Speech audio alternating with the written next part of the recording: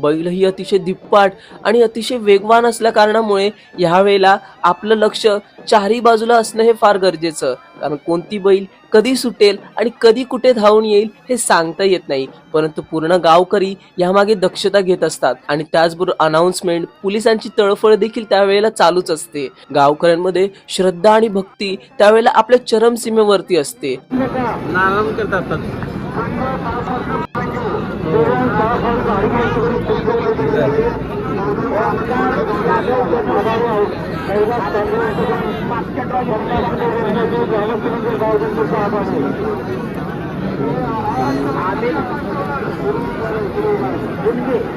आम्ही गुंगे यांच्याकडून 200 धन्यवाद.